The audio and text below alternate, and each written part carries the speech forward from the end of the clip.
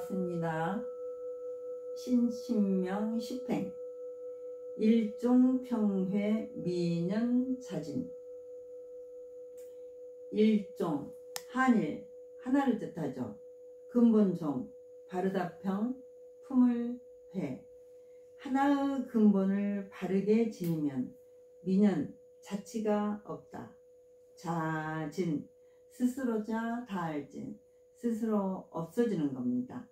하나의 근본을 바르게 지니면 자치가 스스로 없어집니다.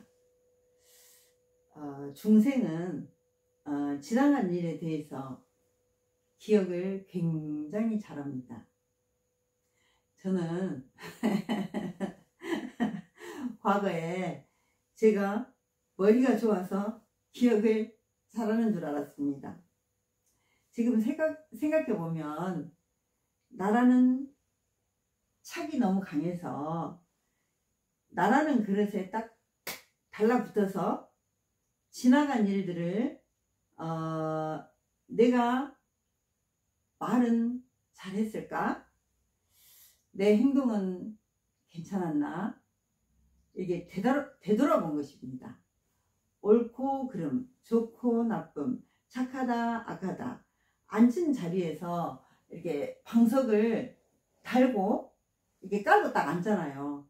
그런데 내 행동을 되돌아보는 것은 그 방석을 깔고 그 자리를 놓지 못하고 엉덩이에 붙이고 이렇게 주렁주렁 달고 걸어다니는 것과 마찬가지입니다. 분별을 주착하는 내 생각이 남의 눈에 안 보여서 다행이죠. 나라는 그 중생병을 놓지 못하고 늘 내가 하는 말, 내가 듣는 어떤 소리, 내가 느끼는 어떤 느낌, 그것에 딱 달라붙어서 그것이 나라고 주장했던 것입니다. 그러니까 처음에 체험을 하고 그 보잘것없는 우기고 나라고 주장한 나의 어떤 보잘것없는 나를 대면하면서 저는 그렇게 울었습니다. 왜 우는지도 몰랐습니다. 나라는 생각이나 주장이 꺾이지 않고 굉장히 힘이 셉니다. 세상 일이 껍질을 가지고 우기는 것은 세상 일이 잘 될 리가 없죠. 좌절하고 갈등하고 왜 내 삶은 이 모양일까? 도대체 풀리지 않는 의문입니다. 막연하게 전생에 내가 무슨 짓을 했을까? 이렇게 가난한 교당에서 평생을 살아야 하니 복도 지지리도 없나 보다 한탄을 하기도 했습니다. 그런데 그렇게 생각하면 전생에 복을 어마어마하게 지어야 사람으로 태어나잖아요. 그러면 이미 이 사람으로 태어났다는 것은 복을 많이 지은 것입니다. 서가모니 부처님은 우리 모두는 복덕과 지혜를 다 갖추고 있다고 하십니다. 머리로는 도저히 해결할 수 없는 문제입니다. 승찬 스님은 어렵지 않답니다. 취사 선택, 취하고 버리지만 않으면 근본이랍니다. 누구나 다 이 하나의 근본을 밝히고 있습니다. 태어나서 지금까지 하나의 근본을 쓰고 있습니다. 우리가 보고 듣고 느끼고 생각하고 다 하나의 근본 아닌 게 없고 근본을 들고 자기 길을 가고 있습니다. 그런데 어디에서 나라는 나라는 어떤 나라는 어떤 관념 이런 게 스며 들어왔는지는 모르는데 내가 정한 규정이나 내가 정한 어떤 기준으로 시비를 나누고 나에게 옳은 것은 이로운 것이고 나에게 그른 것은 해로운 것입니다. 내가 들어서 좋고 싫고 이롭고 해롭고 내가 보고 내가 듣고 내가 생각하고 내가 없으면 이러잖아요. 교수님들이 저에게 하신 말씀이에요. 내가 없으면 우리 집이 안 돌아가요. 회사 일도 할 수가 없어요. 언제나 그 기준점이 내가 되어 있습니다. 그렇게 열심히 나누고 가르고 취사 선택을 했으면 항상 내 앞에는 즐겁고 항상 내 앞에는 행복이 있어야 합니다. 그런데 때로는 즐거웠다가 때로는 불행했다가 또 어쩔 때는 행복했다가 이것이 왔다 갔다 하느라 늘 바쁘지만 남들에 비하면 그래도 괜찮은 것 같아요. 잘 살고 있는 것 같아요.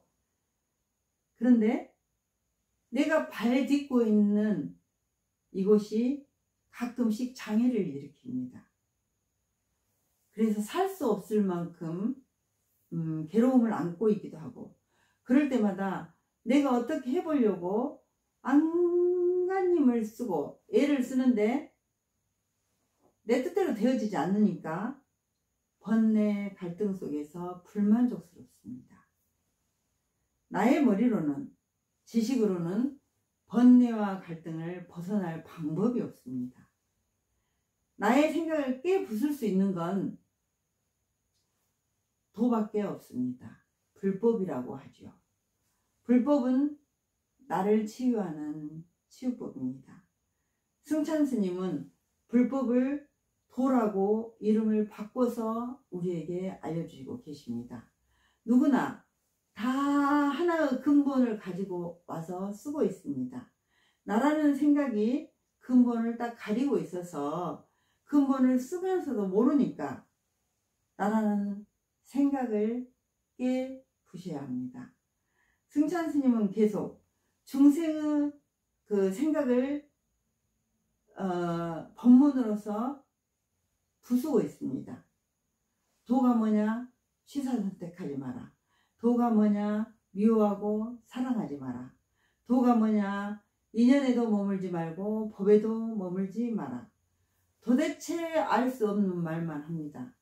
그런데요, 알 수 없는 말을 하는데 알아들으면 안 되잖아요. 알 수 없는 말로 나라는 생각에 힘이 쓸 수 없도록 가두는 것입니다. 그래서 그것을 은산철벽 그러죠. 은으로 된 강산. 내가 어찌 해볼 수가 없습니다. 철로 된 벽. 철이 단단해서 방법이 없잖아요. 내 생각으로 뚫고 나갈 수가 없습니다. 갑갑하고 답답하고 앞으로 가도 못하고 뒤로 물러나도 못하고 그렇게 한번 가둬줘야 합니다. 생각을 깨고 거기서 그렇게 딱 가둬져 가지고 그 생각을 깨고 나오면 승찬 스님이 가르치는 현정, 파사와 현정은 한 몸입니다. 내 생각이 깨 부서지면 현정이 드러나는 것입니다. 내 생각이 부서지면 근본을 확인할 수 있습니다. 중생의 극점은 깨달음입니다. 지금 드러난 근본이 처음이고 끝이고 영원합니다. 뭐라고 표현할 수는 없는데 알 수 없는 뭔가가 드러나 있습니다. 언어 도단입니다. 언어로는 도저히 표현할 수가 없습니다. 반야신경에서는 불생불멸, 영원히 멸하지 않고 산다. 불구부정, 더럽지도 않고 깨끗하지도 않다. 부중불감, 늘어나지도 줄어들지도 않는다. 이렇게 표현하고 있습니다. 하나의 근본을 바르게 지니면 보고 듣고 느끼고 생각하고 나라는 자체가 스스로 없어집니다. 처음부터 그렇게 되지는 않고 단련하고 숙련이 되어야 합니다.